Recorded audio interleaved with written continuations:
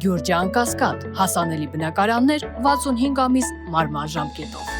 Սա չի նշանակում, որ մենք չպետք է ցույց տանք այն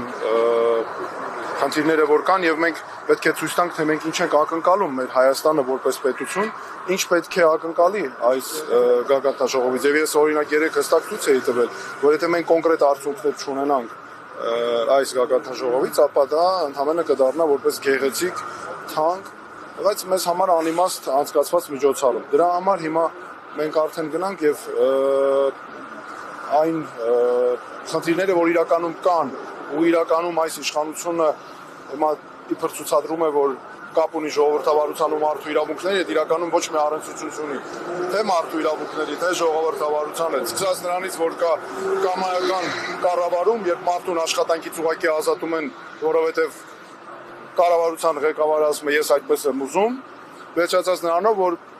ամեն ինչ անում են, որ մարդիկ մոռացվեն ուղղակի իրանց հարցերով, ոչ թե որ խնդիրները լուծեն մարդկանց, այլ որ մարդիկ մոռացվեն, որովհետև այդ մարդիկ բարձրացնում են նրանց համար անհարմար հարցեր։ Նկատի ունեմ օրինակ հենց մեր արցախցիների հարցերը, սոցիալական հարցերը, վերադարձի հարցերը,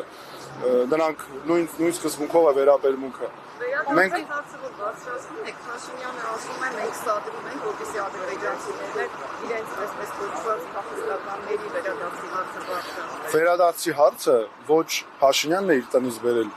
ոչ էլ Փաշինյանը կարող է այստեղ որևէ բան անել, որովհետև դա միջազգայինորեն ամրագրված իրավունք է։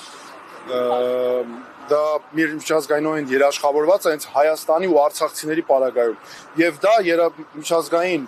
ամրագրում է ստացել հենց այս կառավարության դիմումի հիման վրա։ Շատ ծիծաղելի է ու շատ անլուրջ է աշխարհին պետությունը ներկայանում, երբ մի քայլ է անում,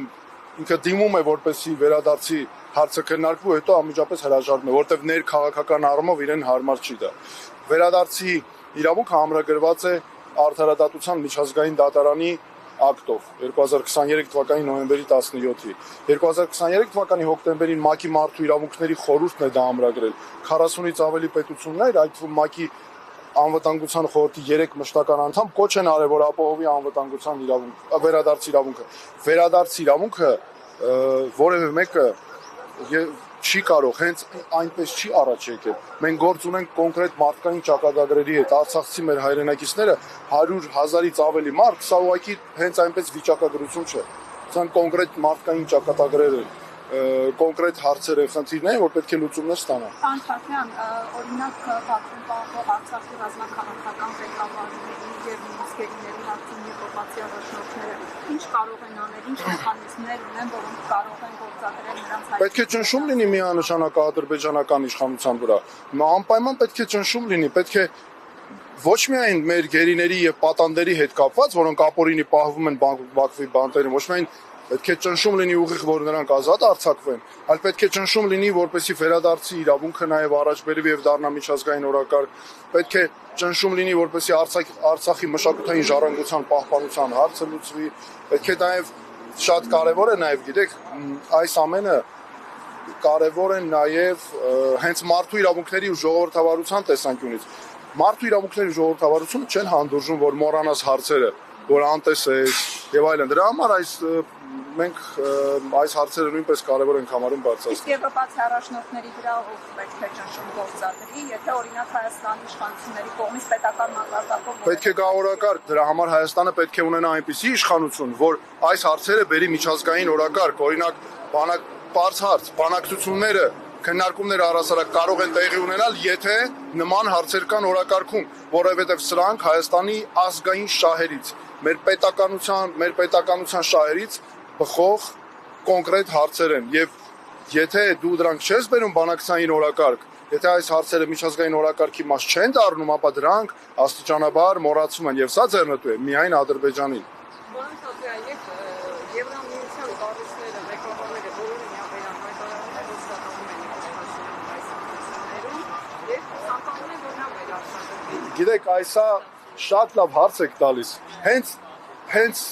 տեսեք մեր ընտրությունները ինչ են վերածում։ Ես ասել եմ դրա մասին։ Ադրբեջանը ունի իր մարդը, որը իմ կարծիքով Նիկոլ Փաշինյանն է, այստեղ մենք ունենք կոնսենսուս միանշանակ։ Եվրոպան ունի, տեսեք, նախընտրությունները տարբեր հայտարարություններ են անում։ Ամերիկայի Միացյալ Նահանգները, Ռուսաստանը նույնպես ու հայտարարում է, որ ունի իր նախընտրած ուժերը։ Հիմա հարցը հետեւյալն է. ինչ ենք մենք ուզում։ Մենք, որ այսքան հազարավոր տարիների պատմություն ունեցող ժողովուրդ ենք, կարող է թույլ տանք, որ ուրիշները մեր տեղը որոշեն, այ դրա համար էլ որ ուրիշները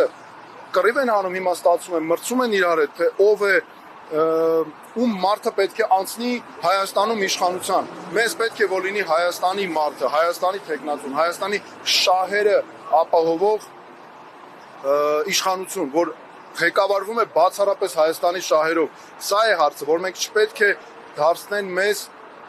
ժողովուրդ, որ նայում է թե արտաքին ուժերից ով ում է աջակցում, նրան էլ ընտրեն։ Մեզ պետք է մենք ինքներս որոշենք։ Դրա համար է սա ամեն անգամ այսինքն ներարկում են նաև մեր ժողովրդի մեջ, որ ամեն ինչ որոշված է, որ մեկը անիմաստ է, որ այս արտաքին ուժը սրան է աջակցում, այն արտաքին ուժը նրան է, բերեք Ռուսաստանը սրան է աջակցում, այս մեկն է հաղթելու։ Չգիտեմ, Ադրբեջանը սրան է Նիկոլ Փաշինյանին է աջակցում, Նիկոլ Փաշինյանն է հաղթելու։ Այդպես չէ, որոշողը մենք ենք, մեր ժողովուրդը։ Այս է, որ այս արտաքին ուժերի, այս Նիկոլ Փաշինյանի ստեղծած այս վանդակից պետք է մենք դուրս գանք եւ մեր ժողովուրդը ինքը որոշի, ինքը տա այս հարցի պատասխանը։